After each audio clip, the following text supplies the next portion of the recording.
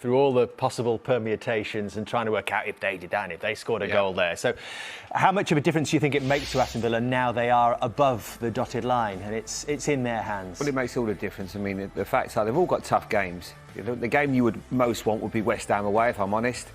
Watford, Arsenal cannot be as bad as what they were today. I think that's a really difficult fixture. And Bournemouth are going away to an Everton team that had a really good result against Sheffield United. So I think right now everything is in Aston Villa's favour, and I think they'll get 3 points. It's all over, and what a feeling for them, because they've never really been in this position where it's in their hands. You know, Watford now are in a very difficult position, as are Bournemouth. You're relying on other teams. So it's still all to play for, but Aston Villa's a team you want to be right now. And at the start of the day, I didn't think that would happen. I think they've got an element of luck. They played against a really flat Arsenal side today after their great result the weekend, and they didn't have that energy, impetus, and Aston Villa, capitalised on that. If Manchester United were to beat West Ham tomorrow night and were to do so heavily, then in theory they're still not mathematically safe. But yet Watford are going to an Arsenal side who, because of what's happened now, have got nothing to play for in the league. They can't finish lower than 10th, but they do have an FA Cup final to worry about the next week. Could that come into play? I think you just got to concentrate on your own game. I think the pressure's now on Villa.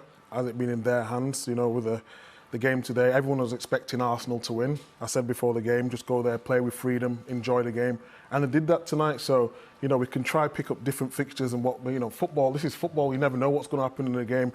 All the positive is that it's in their own hands, and that's all they want. I had a very similar situation when I was at Southampton. We played Manchester United that had the cup final the following week, and they still had enough to beat us. So it doesn't really matter. Players are playing for their places. And what you've seen with this Arsenal team, they're not good enough. They haven't got a good enough squad to sort of take players in and take players out. And he's well aware of that, Mikel Arteta. When they've got their best 11, like they had the weekend, they're a good side. And he's done a really good job. But the personnel they've got isn't quite good enough. But with Aubameyang and Lacazette and Nketiah and Pepe, I still think if they play to any kind of level, they will beat a Watford side that are really struggling right now for confidence. Not forgetting Bournemouth, who were probably at the start of the evening were thinking this could be it for us tonight, and we have to start thinking about the Championship, but they now have a chance. Yeah, I think they were the team with the least confidence at the moment. They actually played really well the other day, and I was unlucky not to score a few goals. But I just think the onus is on Villa now, especially when it's in their hands. I think they'd be the team with the most confidence, but come the weekend, it's going to be exciting for everyone to watch. Is that it could all win. It could all change. It could all change. Listen, there's no guarantees in this situation. You don't know. Anything can happen. It could be a sending off. It could be a moment of genius, a moment of madness. Anything can still happen. To anybody to say, "Oh, this is what's going to happen," they're lying. There's no chance. You can't predict this right now because there's so much fear involved.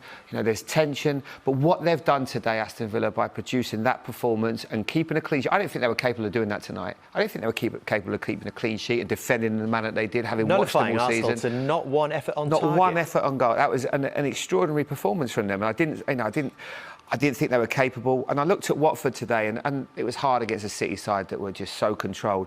But they were very dangerous on the counter-attack, and they'll go to West Ham now full of confidence and believing that they can get a result there. So, a draw might be enough, but I wouldn't like to guarantee that. I wouldn't want to go to West Ham and sit back and hope and wait for the other teams, because we know what it's like on the last day of the season. You've been involved with the craziest last day of the season ever. You know what it's like with Aguero. So I was there's on so the many bench things there, that happen. so I didn't get to play that, but I know what it feels like.